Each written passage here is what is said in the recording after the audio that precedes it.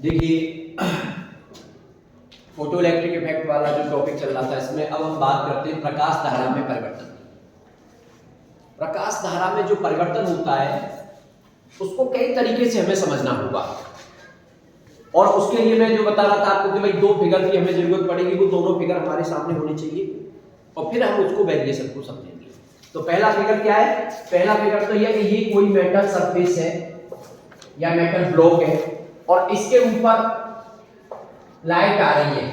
Light भी एक particular frequency से ज्यादा फ्रीक्वेंसी की लाइट आ रही है, यानी ये जो फ्रीक्वेंसी है nu is greater than nu naught, देहरी आवृत्ति से ज्यादा आवृत्ति का प्रकाश इस पे आ रहा है, तो आने वाली एनर्जी हो गई h न्यू, और यहां पर खर्च हो गई किसके बराबर? फाई के, और बाकी जो इलेक्ट्रॉन निकल करके जाएगा ये हो गई उसकी काइनेटिक एनर्जी मैक्सिमम। तो यहां से आप समझते हो h nu is equal to phi plus kinetic energy maximum. तो ये चीज तो हम यहां से समझते हैं इस फिगर से। दूसरा, मान लीजिए ये ट्यूब ले रखी थी आपने, उसको हम समझ रहे थे, आप इसको नाम दे रहे हो एनोड का, और ये इसको कैथोड कह लीजिए C और इसको एनोड A, और इनके बीच में एक यहां पे मिलीमीटर लगा दो, अगर करंट कम हो तो माइक्रोमीटर लगा देंगे उसमें।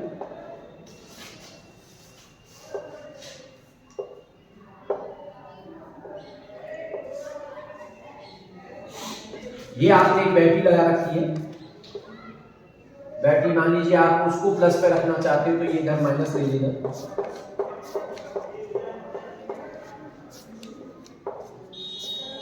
ये भी लगा दी, और इसके साथ साथ आपने पैरेलल में एक वेरिएबल रेजिस्टेंस लगा दिया है, जैसे पोटेंशियल विभव विभाजक की तरह हम काम करते हैं ना, ऐसे करते हैं।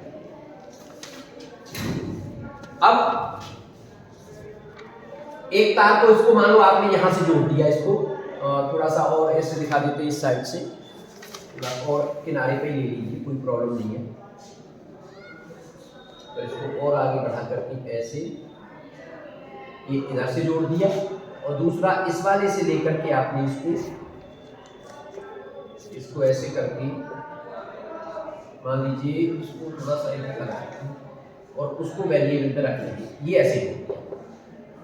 फिर एक काम करो, इसको थोड़ा वैसे ले लो, इसको जरूरत पड़े वहां जोड़ सकते हैं हम वेरिएबल के रूप में, ठीक है? ये वेरिएबल के रूप में हो गया। जरूरत पड़ने पर इसको आप यहां लगा लो, यहां लगा लो, यहां लगा लो, और आप उसको चेंज कर सकते हो। उससे फायदा क्या होगा? उससे हम पोटेंशियल को चेंज करेंगे। अब ये अगर ये यहां से यहां के बीच में, तो इतना पोटेंशियल हमारा सर्किट पे कनेक्ट हो जाएगा। जब आप इसको यहां लाओगे तो कम पोटेंशियल हो जाएगा, और उधर ले जाएंगे तो पोटेंशियल बढ़ जाएगा। तो इसको बोलते हैं कि धारा नियंत्रक एक विभव विभाजक के रूप में काम कर रहा है, पोटेंशियल डिवाइडर के रूप में काम कर रहा है रियोस्टेट जो, ठीक है ना? अच्छा, अब ये जो चार सिस्टम दिख रहे हैं, एक्चुअल में इसको बोलते हैं रिवर्सिंग की। रिवर्सिंग की का क्या यूज होता है भाई?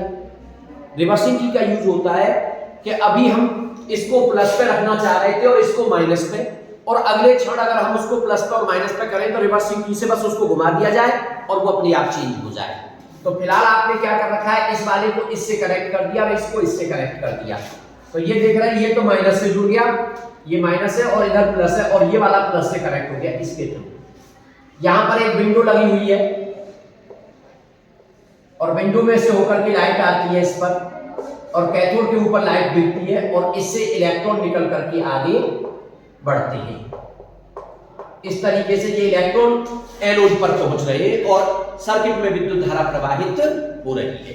तो मेन इस चैप्टर को समझने के लिए हमें ये दोनों फिगर अपने माइंड में रखने होंगे, ठीक है ना? ये एक एक्सपेरिमेंट है इसका, फोटो इलेक्ट्रिक इफेक्ट का। तो ये दोनों फिगर हमारे माइंड में होने चाहिए। अब बात करते हैं किसकी? अब मान लीजिए सबसे पहले हमने बात की भाई प्रकाश धारा में परिवर्तन। अब प्रकाश धारा किसकी वजह से? ये जो प्रकाश इलेक्ट्रॉन उत्सर्जित हो रहे हैं, फोटो इलेक्ट्रॉन्स कहते हैं, इनकी वजह से जो विद्युत धारा प्रवाहित होती है उसी को हम प्रकाश धारा कहते हैं। अब बात ये आती है कि भाई इसमें परिवर्तन की बात कैसे की जाए और परिवर्तन को किस किस के साथ पढ़ा जाए। तो सबसे पहला पॉइंट, प्रकाश धारा में परिवर्तन के पहले पॉइंट में मैं समझ रहा हूं किसके साथ? आपतित प्रकाश की जो तीव्रता है हमने यहां दो वर्ड और समझे थे, दो पॉइंट मैंने समझने के लिए कहा था। पहला पॉइंट था आवृत्ति। आवृत्ति आप उसको न्यू से दिखा रहे हो, और वास्तव में आवृत्ति का मतलब आप जानते ही हो, कंपनों की संख्या, नंबर ऑफ वाइब्रेशंस पर सेकंड। एक सेकंड में कंपनों की संख्या को आप आवृत्ति कहते हो। और दूसरा वर्ड था तीव्रता। और यहां जो तीव्रता का मतलब है, देखिए दो थ्योरी है आपकी। हम यहां जो इस चैप्टर को जब पढ़ रहे हैं तो ये पूरा का पूरा चैप्टर प्लांक की क्वांटम थ्योरी से एक्सप्लेन किया जा रहा है। और प्लांक की क्वांटम थ्योरी क्या होती है कि भाई आने वाला जो विकिरण है, जो रेडिएशन है, वो छोटे छोटे बंडल्स और पैकेट्स की तरह होता है, और उनको कहते हैं फोटॉन्स, एनर्जी के पैकेट्स हैं। तो वास्तव में यहाँ तीव्रता जो होती है वो होती है number of photons per second, एक सेकंड में फोटोनों की संख्या। तो उसको कहते हैं एक सेकंड में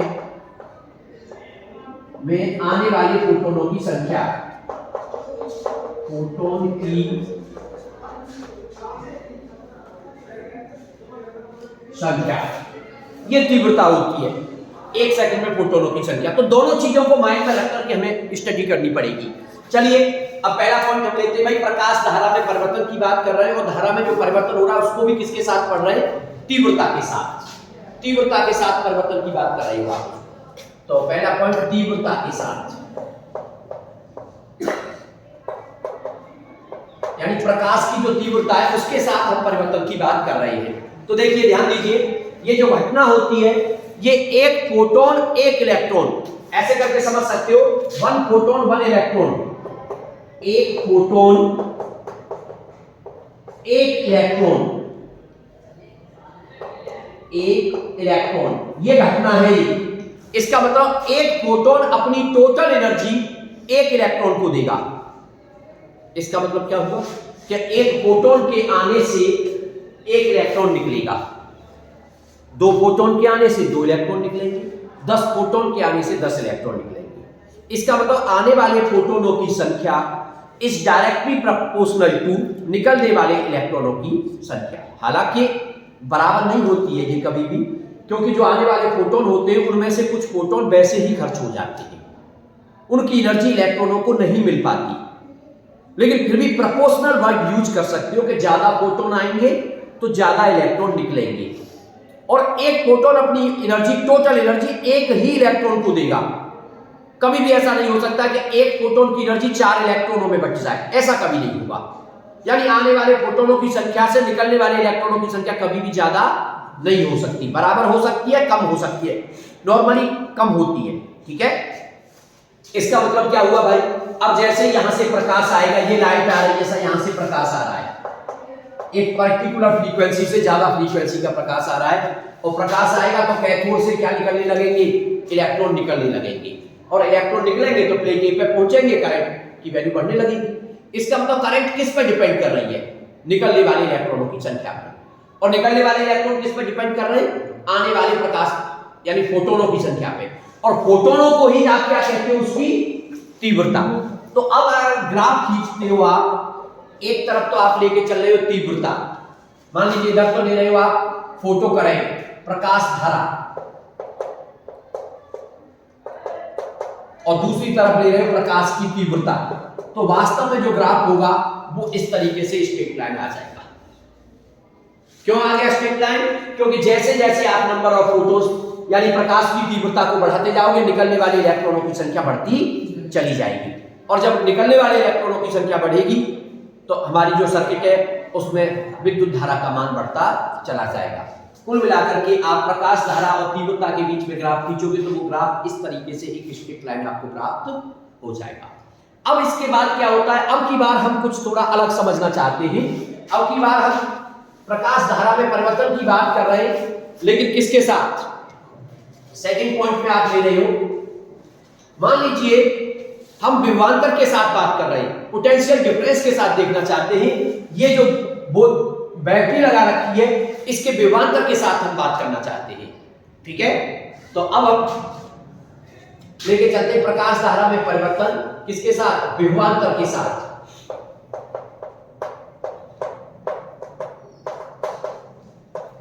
अब इसमें भी कई चीजें आती हैं। विभवांतर के साथ लेके चल रहे हैं, जबकि आवृत्ति को आपने फिक्स कर दिया है, इसको नियत कर दिया। आने वाले प्रकाश की, ये प्रकाश आ रहा है, इसकी जो आवृत्ति थी वो फिक्स है, न्यू फिक्स है, न्यू चेंज नहीं हो रहा यहां पे।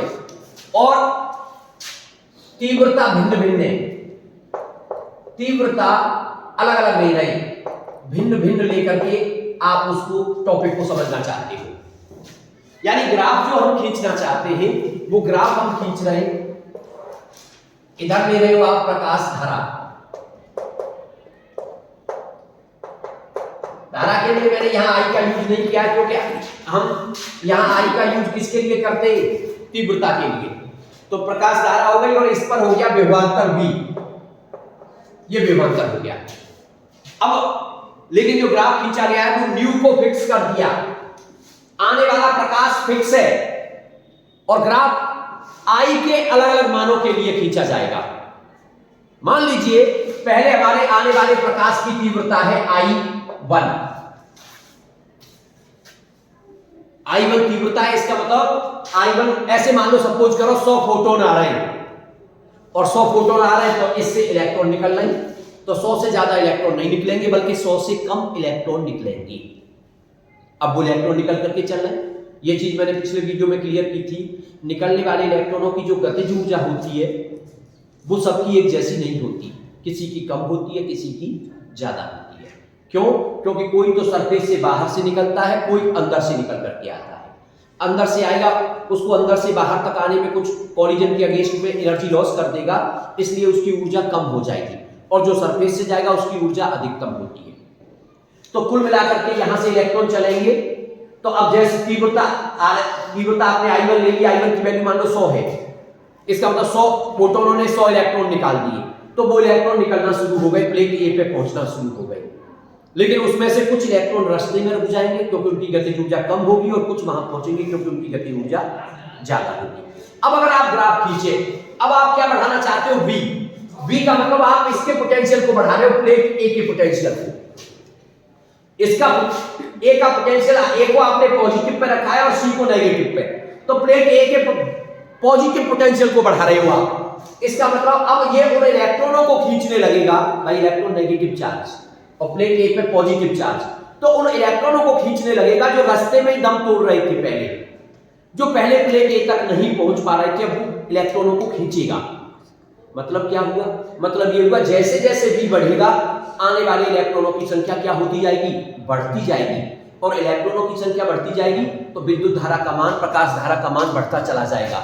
इसका मतलब अगर आप पोटेंशियल को 0 से आगे बढ़ाने की बात कर रहे हो, पॉजिटिव में आगे बढ़ाने की बात कर रहे हो, और अब आप कहेंगे यहां से, तो यहां पे धारा का कुछ ना कुछ मान हो गया। आप कहेंगे सब पोटेंशियल 0 है, धारा वहां क्यों 0 नहीं है, धारा भी 0 होना चाहिए। नहीं, जब पोटेंशियल 0 था तब भी कुछ इलेक्ट्रॉन अपनी गतिज ऊर्जा की वजह से वहां पहुंच रहे थे, तो वो धारा इतनी दिखा दी आपने, मान लो इतनी दिखा दी इस जगह। और अब जैसे जैसे पोटेंशियल बढ़ेगा, धारा का मान लगभग क्या होता जाएगा, बढ़ता चला जाएगा।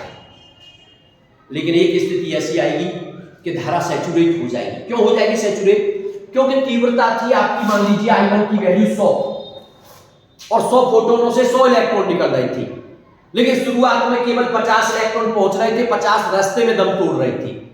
आपने पोटेंशियल बढ़ाना शुरू किया, जो रास्ते में दम तोड़ रहे थे वो भी आगे पहुंचने लग गए अट्रैक्ट होने की वजह से। इसका मतलब इलेक्ट्रॉनों की संख्या बढ़ने लग गई तो धारा बढ़ने लग गई। लेकिन जब इससे 1 सेकंड में 100 निकल रहे और वहां भी 1 सेकंड में 100 पहुंचने लग जाएंगे, अब उससे ज्यादा विद्युत धारा नहीं बढ़ सकती है। तो विद्युत धारा का मान क्या हो गया, सैचुरेट हो गया, कांस्टेंट हो गया, यानी ये संतृप्त हो गई। अब धारा, ये विद्युत धारा संतृप्त हो गई किस तीव्रता के लिए, I1 के लिए। I1 के लिए मान संतृप्त हो गया। क्यों संतृप्त हुआ, बात समझ रहे हो ना? दोबारा समझिए एक बार। क्योंकि आप V को बढ़ा रहे हो, वो इलेक्ट्रॉनों को खींच रहा है अपनी तरफ, लेकिन खींचेगा तो उन इलेक्ट्रॉनों को जो इस सरफेस से निकल के आएंगे। और मान लो इस सरफेस से 1 सेकंड में 100 निकल रहे थे और यहां भी 1 सेकंड में 100 पहुंचने लग गए, अब उससे ज्यादा नहीं खींच पाएगा ना, इसलिए वो सैचुरेट हो गया, संतृप्त हो गया। तो ये तो हमने पोटेंशियल को बढ़ाने के साथ देखा। अब घटाने के साथ बात करते हैं। क्या करेंगे, जो रिवर्सिंग की है, रिवर्सिंग की से कनेक्शन उल्टा कर देंगे। अब की बार क्या होगा, ये पॉजिटिव पे हो जाएगा इधर वाला, और इधर वाले को किस पे कर लेंगे, नेगेटिव पे। नेगेटिव पे कर लेंगे तो वो इलेक्ट्रॉनों को रोकना शुरू करेगा, रिपेल करेगा, प्रतिकर्षित करेगा, लेकिन फिर भी कुछ इलेक्ट्रॉन पहुंचेंगे। आप नेगेटिव पोटेंशियल को बढ़ाना शुरू करो, यानी पोटेंशियल नेगेटिव बढ़ाने का मतलब इस साइड में जाना। तो आप नेगेटिव में पोटेंशियल को बढ़ाना शुरू करोगे तो धीरे धीरे सभी इलेक्ट्रॉन रुकते चले जाएंगे और लास्ट में वो इलेक्ट्रॉन रुकेगा जिसकी गतिज ऊर्जा सबसे ज्यादा होगी, और उस समय विद्युत धारा क्या हो जाएगी, जीरो हो जाएगी। यहां पर आकर के ये वो नेगेटिव पोटेंशियल हो गया, मान लो V0 मान लिया आपने इसको, लेकिन इसकी वैल्यू नेगेटिव में है। ये वो पोटेंशियल हो गया जिसने अधिकतम ऊर्जा के इलेक्ट्रॉन को भी रोक दिया। बात समझिए, इलेक्ट्रॉन किससे जा रहे थे, अधिकतम ऊर्जा कितनी थी उसकी, K मैक्सिमम, और उस इलेक्ट्रॉन को भी रोक दिया। इसका मतलब ये हुआ, अगर आपका एक नया फॉर्मूला बन गया कि जो गतिज ऊर्जा होगी अधिकतम वो किसके बराबर होगी, EV0 के बराबर होगी। EV0 क्यों आ गया, क्योंकि इलेक्ट्रॉन पर कार्य करके उसको रोक दिया गया। तो इलेक्ट्रॉन पर कार्य W बराबर QV, और यहां चार्ज इलेक्ट्रॉन का E तो EV, और V पोटेंशियल से रोका है तो EV इक्वल टू गतिज ऊर्जा, तो K मैक्सिमम EV0 के बराबर हो गया। ये एक फॉर्मूला और नया आ गया जो कि आपको याद रखना है, और इसी V0 को यहां कहते हैं निरोधी विभव या कट ऑफ पोटेंशियल, संस्तब्ध विभव भी बोल देते हैं, अंग्रेजी में कहते हैं कट ऑफ पोटेंशियल, या और भी अच्छा शब्द है स्टॉपिंग पोटेंशियल। स्टॉपिंग पोटेंशियल से बड़ा अच्छा समझ में आ रहा है, यानी एक ऐसा विभव किसका, प्लेट ए का। अब इसकी परिभाषा अलग से आ जाती है कि बताइए कट ऑफ पोटेंशियल की परिभाषा क्या है, या स्टॉपिंग पोटेंशियल की परिभाषा क्या है, या निरोधी विभव की परिभाषा क्या है, संस्तब्ध विभव की परिभाषा क्या है। तो सिंपल सी परिभाषा है, प्लेट ए का वह ऋणात्मक विभव किसके सापेक्ष, प्लेट सी की, जो अधिकतम गतिज ऊर्जा वाले इलेक्ट्रॉन को भी रोक देता है, निरोधी विभव कहलाता है, संस्तब्ध विभव कहलाता है। बात समझ में आ गई कि नहीं, स्टॉपिंग पोटेंशियल कहलाता है, ठीक है। और जब ये रुक गया उस समय आपकी ऊर्जा प्रकाश धारा का मान क्या हो गया, जीरो। लेकिन अब की बार आपने क्या किया, अब आपने क्या किया, देखो न्यू को तो फिक्स कर रखा है, न्यू फिक्स है, गतिज ऊर्जा फिक्स है, क्योंकि गतिज ऊर्जा किस पर डिपेंड करती है भाई, ये जो न्यू है h nu equal to phi fix है। अब काइनेटिक एनर्जी सीधे सीधे h न्यू पर डिपेंड कर रही है। अब न्यू फिक्स कर दिया, गतिज ऊर्जा वही रहेगी, अब वो गतिज ऊर्जा बदलेगी नहीं आपकी। लेकिन अब की बार आपने क्या किया, तीव्रता भिन्न भिन्न ले रहे हो, तो अभी I बन गया, अब की बार I2 लेते हो, आप थोड़ी सी बड़ी तीव्रता का लेते हो, यानी अब की बार आपने I2 लिया, मान लो I2 की वैल्यू है 200, तो I2 की वैल्यू जब 200 होगी तो अब निकलने वाले इलेक्ट्रॉनों की संख्या भी पहले से ज्यादा हो जाएगी। मान लो 200 से 200 इलेक्ट्रॉन निकल रहे हैं, लेकिन 200 में से पहले 100 में से 50 पहुंच रहे थे, अब 200 में से थोड़े ज्यादा पहुंचेंगे, तो ज्यादा पहुंचेंगे तो नॉर्मली करंट इसकी तुलना में थोड़ी सी ज्यादा होगी।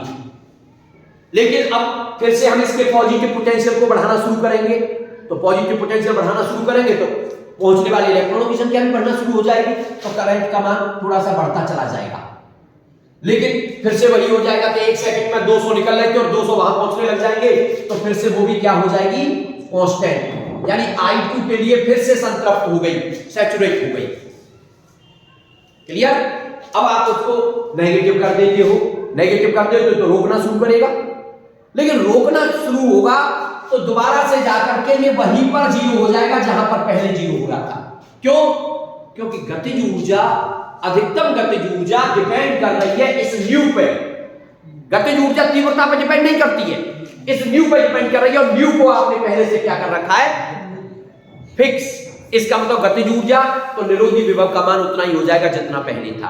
आप फिर मान लो तीव्रता को बदल देते हो, अब की बार आपने I3 कर दिया, I3 का मतलब आपने और मान लीजिए बढ़ा दिया, उसको 300 कर दिया, तो अब निकलने वाले इलेक्ट्रॉन बिना किसी पोटेंशियल के भी थोड़े से और ज्यादा होंगे। अब उनकी जब आप पोटेंशियल बढ़ाते आओगे प्लस में तो बढ़ता चला जाएगा, लेकिन फिर से सैचुरेट हो जाएगा। ये I3 के लिए सैचुरेट हो गया, लेकिन इधर जब माइनस में लेके आओगे तो फिर से यही आकर के जीरो हो जाएगा।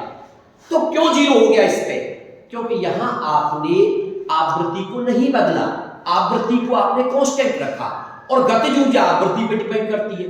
इसका मतलब गतिज ऊर्जा फिक्स है, तो उसे रोकने वाला स्टॉपिंग पोटेंशियल भी क्या हो गया, फिक्स हो गया नेगेटिव में पोटेंशियल। तो ये एक ग्राफ है, इस ग्राफ को कहते हैं प्रकाश धारा में परिवर्तन है विभवांतर के साथ, लेकिन भिन्न भिन्न तीव्रताओं के लिए और एक निश्चित आवृत्ति के लिए। तो इसको समझना बहुत जरूरी था, बड़ा इंपॉर्टेंट ये पॉइंट है, इसका ध्यान आपको रखना है। सेम अब की बार क्या करेंगे तीसरे पॉइंट में, विभवांतर के साथ ही हमें इसको लेना है, लेकिन अब की बार इसको उल्टा कर देते हैं। अब की बार आई को फिक्स कर देते हैं। अब की बार क्या किया, आई को कर दिया फिक्स नियत, और न्यू इनको लेंगे भिन्न भिन्न, इनको चेंज करेंगे न्यू को। अब क्या आएगा भाई ग्राफ, देखिए इस पर प्रकाश धारा है जैसे पहले थी प्रकाश धारा, और इस पर विभवांतर भी, फिर से वही तरीका। अब आपने क्या किया, आई को तो फिक्स कर दिया, आई फिक्स हो गया, मान लीजिए कोई भी आई फिक्स हो गया है, उसको मैं हटा देता हूं, I1 I2 I3 को ऐसे करके। अब की बार आपने आई को फिक्स कर दिया, यहां एक आई हो गया, कोई भी है, जैसे मान लो 100 है, आई फिक्स है, ये नियत है, आई को नहीं बदल रहे हम। अब फ्रीक्वेंसी को बदलना शुरू करते हैं। शुरुआत में फ्रीक्वेंसी ली आपने न्यू 1, तो आई फिक्स है 100 है, मान लो 100 इलेक्ट्रॉन निकल रहे, 100 में से 50 पहुंच रहे, 50 नहीं पहुंच पा रहे, तो 50 जो पहुंचेंगे उनकी वजह से करंट फ्लो होगी, करंट फ्लो होगी। अब आप पोटेंशियल बढ़ाना शुरू करोगे तो वो धीरे धीरे बढ़ना शुरू हो जाएगी, समझ रहे हो बात को, तो धीरे धीरे बढ़ना शुरू हो जाएंगे, करंट बढ़ती चली जाएगी, लेकिन फिर से करंट कैसी हो गई, कांस्टेंट, क्योंकि 100 के 100 इलेक्ट्रॉन 1 सेकंड में पहुंचने लग गए। अब उससे ज्यादा इलेक्ट्रॉन है ही नहीं, क्योंकि तुमने आई को क्या कर रखा है, फिक्स कर रखा है। ये हो गई संतृप्त धारा, सैचुरेट हो गई करंट।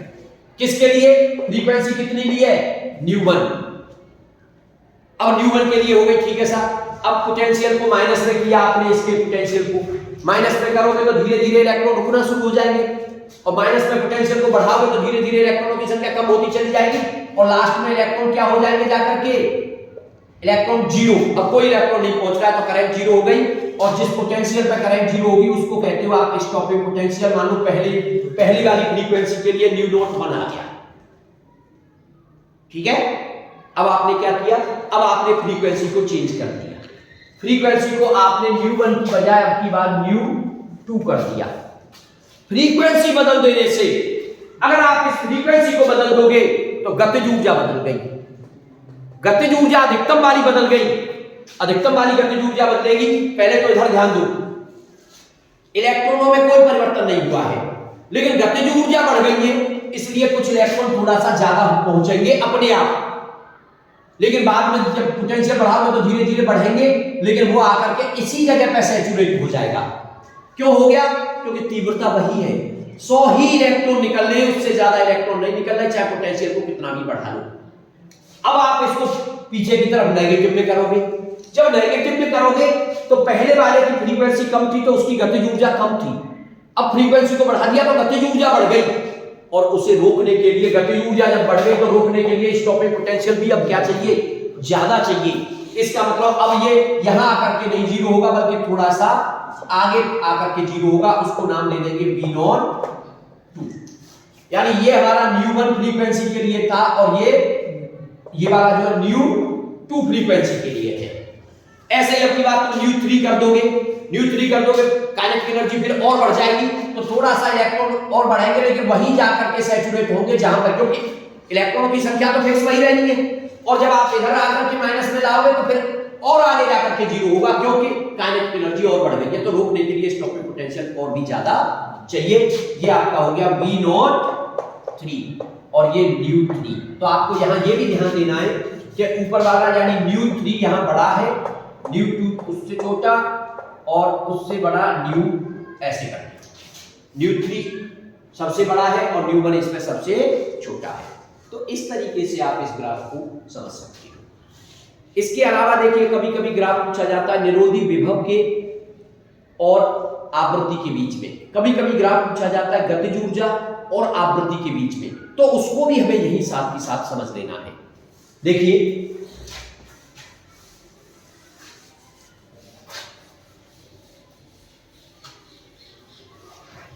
मान लीजिए हम एक ग्राफ खींचना चाहते हैं, गतिज ऊर्जा, काइनेटिक एनर्जी एंड फ्रीक्वेंसी, इनके बीच में ग्राफ खींचना है। गतिज ऊर्जा और आवृत्ति के बीच में ग्राफ खींचना है तो तुम्हें एक ऐसा फॉर्मूला लाना होगा जो गतिज ऊर्जा और आवृत्ति पे निर्भर करता हो, और वो फॉर्मूला हमारा h/5 प्लस k मैक्सिमम। तो यहां से k मैक्सिमम की वैल्यू निकाल लोगे आप, तो k मैक्सिमम हो जाएगा, इसको भी k मैक्सिमम लिख देना, अधिकतम गतिज ऊर्जा के लिए ले रहे हैं, तो k मैक्सिमम हो जाएगा h μ - 5। और इसके बीच में तुम्हें ग्राफ खींचना था। अब ग्राफ खींचोगे तो इसको देखो, थोड़ा सा कंपैरिजन करोगे तो ये कंपैरिजन हो गया y mx - c। अब मान लीजिए आपने ये ऐसे ले लिया, y एक्सिस पे आपने k मैक्सिमम को ले लिया और x एक्सिस पे आपने फ्रीक्वेंसी न्यू को ले लिया, तो ग्राफ क्या आएगा? एक y mx - c एक स्ट्रेट लाइन होती है और वो भी नेगेटिव इंटरसेप्ट काटने वाली, तो नेगेटिव इंटरसेप्ट नीचे की तरफ होता है, पॉजिटिव इंटरसेप्ट ऊपर की तरफ होता है। इसका मतलब ग्राफ यहां से ऐसे चलेगा, तो यहां तक तो दिखाना डॉट डॉट और यहां से आगे ऊपर स्ट्रेट लाइन। और इस जगह पे जो फ्रीक्वेंसी होगी वो थ्रेशोल्ड फ्रीक्वेंसी है, क्योंकि इससे नीचे फोटोइलेक्ट्रिक इफेक्ट की घटना नहीं होती, तो ये हो गई आपकी न्यू नॉट। और ये जो इंटरसेप्ट होगा यहां से लेके यहां तक का, ये कितना है? 5। ये कार्य फलन को बताएगा। अभी यहां पे ऐसे आ जाए कि इसका स्लोप बताओ, स्लोप क्या है इस ग्राफ का? ढाल। तो भाई ढाल m ही तो ढाल होता था y mx - c में, और m की जगह क्या है? h। तो ढाल हो गया h। कोई न्यूमेरिकल आ जाए तुमसे पूछे प्लांक कांस्टेंट निकालो, तो इस ग्राफ का स्लोप निकाल देना, और जो स्लोप होगा वही प्लांक कांस्टेंट होगा, ठीक है ना। और ये जहां इसको काटेगी वो आपकी होगी कौन सी? दहली आवृत्ति, थ्रेशोल्ड फ्रीक्वेंसी। तो इस तरीके से आप के मैक्सिमम और फ्रीक्वेंसी के बीच में भी ग्राफ खींच सकते हो, ठीक है। अब यहीं पे एक और ग्राफ खींचना चाहते हो, मान लो अब की बार आप स्टॉपिंग पोटेंशियल के बीच में और फ्रीक्वेंसी के बीच में ग्राफ खींचना चाहते हो, तो देखिए उसको भी मैं यहां से समझाता हूं आपको। अब स्टॉपिंग पोटेंशियल के बीच में ग्राफ, यानी ग्राफ खींचना है आपको V0 और न्यू के बीच में, तो आपको अब फॉर्मूला चाहिए V0 और न्यू का। अब V0 और न्यू का फॉर्मूला कैसे निकालोगे? अभी आपने पढ़ा है k मैक्सिमम किसके बराबर होता है? EV0 के। तो इसी फॉर्मूले में k मैक्सिमम की जगह पे EV0 लगा देंगे, तो ये जो आया था k मैक्सिमम h - 5, यहीं से k मैक्सिमम की जगह लगा देंगे EV0 h - 5, और V0 क्या हो जाएगा? h/e into new minus 5/e। अब इसका कंपैरिजन करोगे y mx - c से, तो y mx - c। तो अब इस पे लोगे आप V0 और इस पे न्यू, ग्राफ अब भी स्ट्रेट लाइन आएगा, क्योंकि आपको y mx - c से कंपैरिजन हो रहा है, तो ग्राफ अब भी आपका स्ट्रेट लाइन ही आएगा इस तरीके से। लेकिन अब की बार ये जो फ्रीक्वेंसी आपकी चलो न्यू नॉट हो गई, लेकिन अब की बार क्या दिखाओगे? अब स्लोप जो होगा h/e होगा, तो इसका जो स्लोप होगा, ढाल जो होगा, उसको h/e कहोगे, न कि h।